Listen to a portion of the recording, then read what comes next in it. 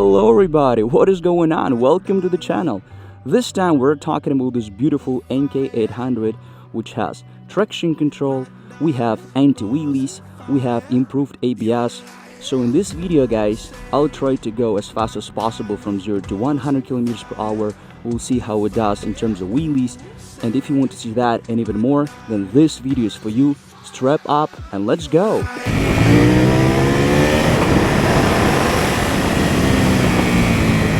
Guys, listen, I'm riding NK800, but this is not your average NK800. This one has a traction control, but other than that, this time we have anti-wheelies, and on top of that guys, we have improved ABS, which comes from Bosch. This bike somehow is less jerky than the previous NK800. Like, it's less jerky, and we're in the sport mode. Oh, yeah, just now it wasn't too nice. Oh, so currently we are in the sport mode and we have traction control. Ooh! And one more thing, the brake lever is really soft. I mean, it feels so different from the one that we had before on NK800. You can actually operate with only one finger. I don't really know whether this is a good thing or bad thing.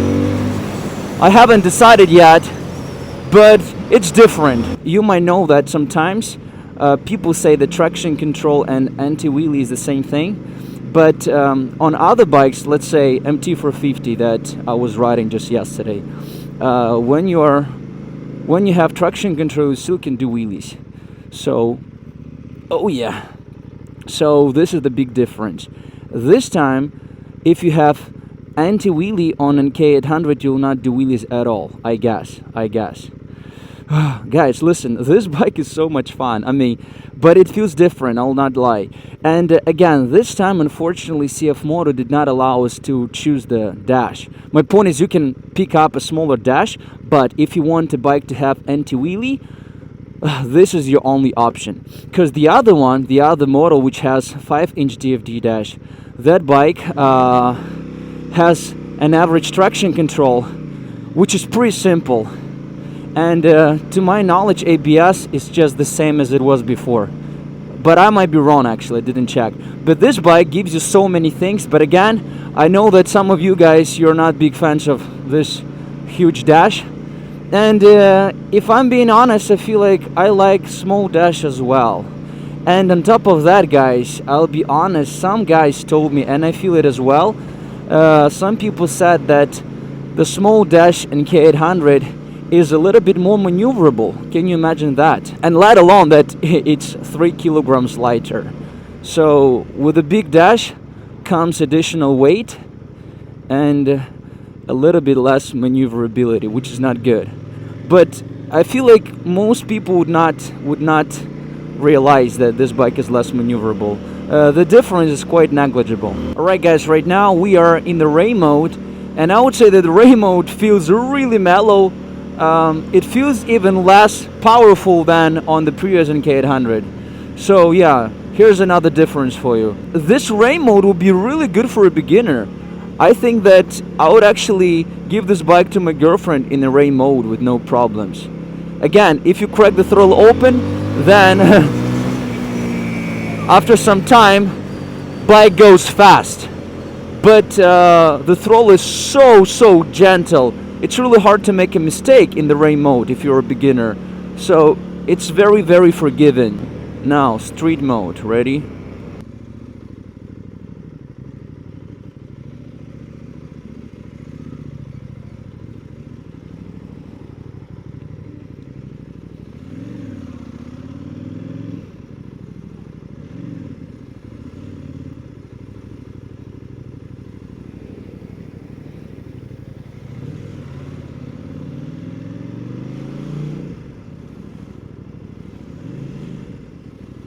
Holy all those people, they're waiting. Like, how long? For how long should you wait in order to get home in a traffic jam like that?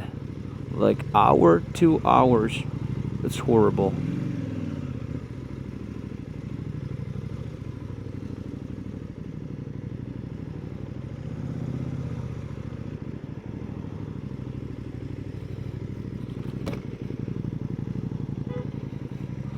a lady decided to move a little bit earlier than she had to.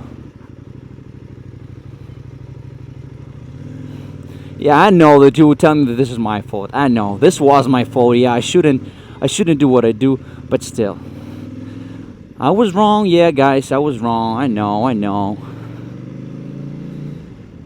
But still, this bike is so maneuverable. It's so fun to ride, even in a traffic jam like that, which is absolutely horrible. I hate it. And yeah, rain mode feels good, so the bike is not jerky. But I'll tell you one more time, guys. So even in the sport mode, when you go slowly, the bike feels less jerky. Even in the sport mode. So, I don't know. Do you think it's an improvement? Do you think it makes the bike less, I don't know, sporty or less fun? Tell me what you think in the comment section below. One honorable mention, my dude, is that ABS feels way better. So again, I really like ABS on an K800, but again, once you try to do a stoppie, it engages. And sometimes ABS is quite unpredictable, and I would say that on this NK, ABS is a little bit better, much better. So not a single time did it engage, which I like a lot. And I was squeezing the brake pretty hard. The brake lever, look at that, check. You see that? You see that? Like, you see that? It's very, very soft. But other than that, guys, I mean, this is, yeah, the same bike, but a bit different.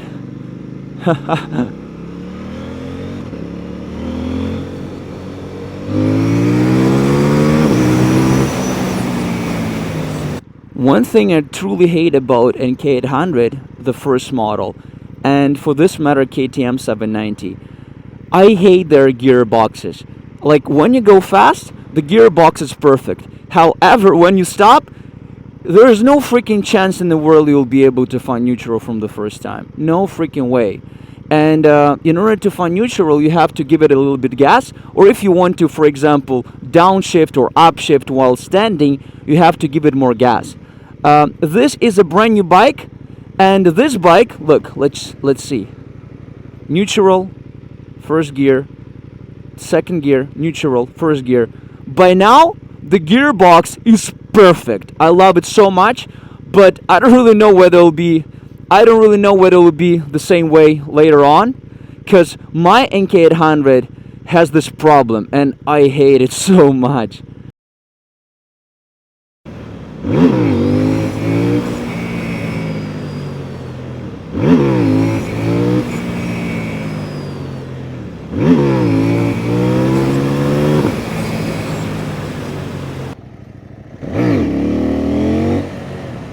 Alright, full gas, ready? Oh shit, it's scary. One more time. Yeah. One more time. So this was pretty much full gas. Yeah, it brings me down naturally. I still would say that the wheelie itself isn't too bad.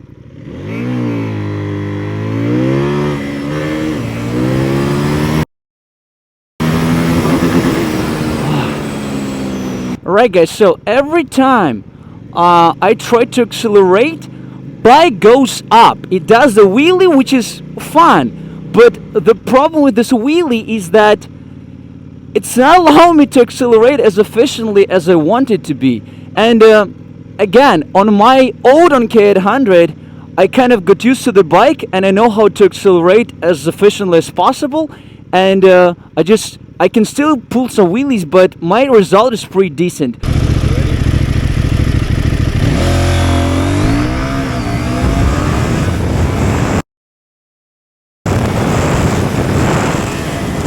On this bike, I mean, it's hard. But one thing I'll tell you guys is that even though we have this traction control and anti-wheelie, but when I go fast from 0 to 100, I'm still scared. I'm still scared.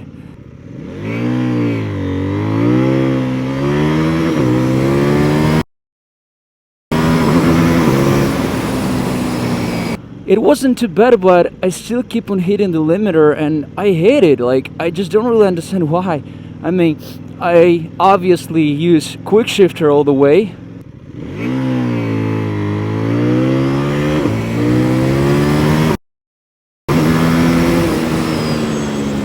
So I always try to upshift from second to the third gear, like using quick shifter. And guys, it doesn't allow me to do that. I don't know, like maybe because the bike is new and we still have to break it in. Okay, one more time. Okay, one more time. This time it has to be good. Ready? Okay. Oh shit. I mean, it's scary, guys. It's not as freaking fun as I expected it to be. Torque and power delivery is a little bit less predictable on this bike, and it's really not good for acceleration. You can blame my skills, of course, but I mean, somehow I just managed to launch NK800 with no traction control.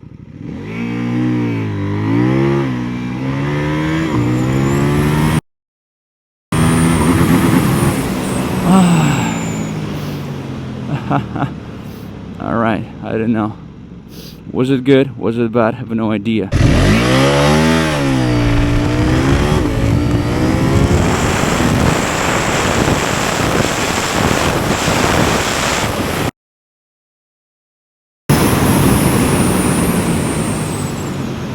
Alright. This wasn't too bad, I guess.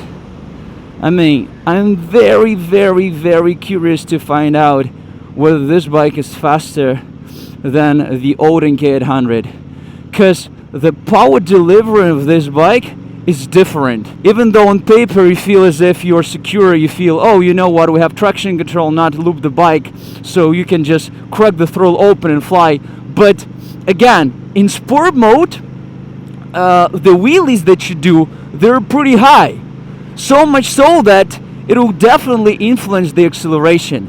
I feel like even though it's super fun to do those, to pull those wheelies once you're accelerating, but if I would be, let's say, racing with somebody, I feel like it will just jeopardize the numbers. It will jeopardize the result. And again, guys, like my old NK800 has no traction control whatsoever. However, for me, it was easier to launch that bike just because the power delivery is more predictable. Again, I don't know. The throttle on this NK800 feels more gentle, even though we are in the sport mode. So it will not be as jerky as on NK800 with no traction control or a KTM 790. It will be more gentle. It will be more gentle in low RPMs.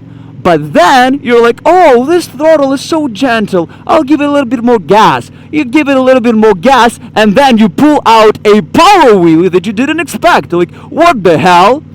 And again, I would say that this edge is so unnoticeable. So it's really gentle. You give it more gas, it's still gentle. You give it more gas, and it's not gentle at all. It's kind of super rough right away.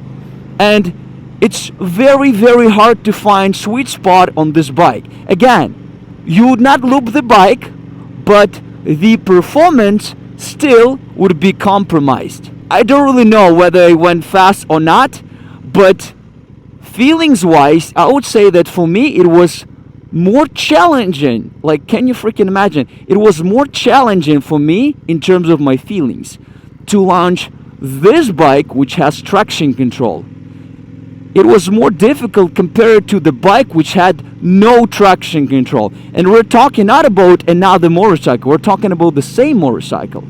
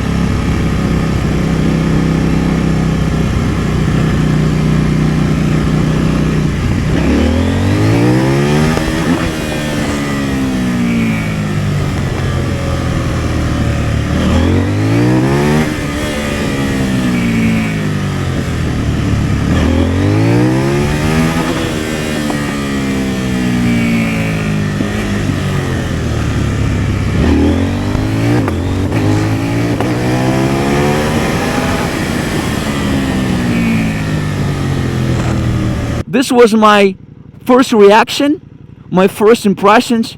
Guys, please let me know what you think about this bike. Please tell me what you think about NK800 in general.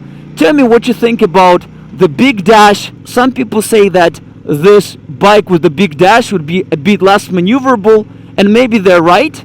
But to be honest, for an average Joe, for an average customer, for an average rider, the difference would be negligible or even non-existent. I feel as if this bike is perfect. Like today we were riding in crazy traffic. The bike performed well. I feel like it's really maneuverable. If you want to see more videos about NK800 with traction control, you can let me know in the comment section below, and I can rent this bike for a month. Or I can buy this bike. What about that, huh? So yeah, guys, I really hope you enjoyed the video. If you did, subscribe to my channel, hit the like button, and as always, I see you in my next videos. Stay safe. Bye-bye, everybody. Take care.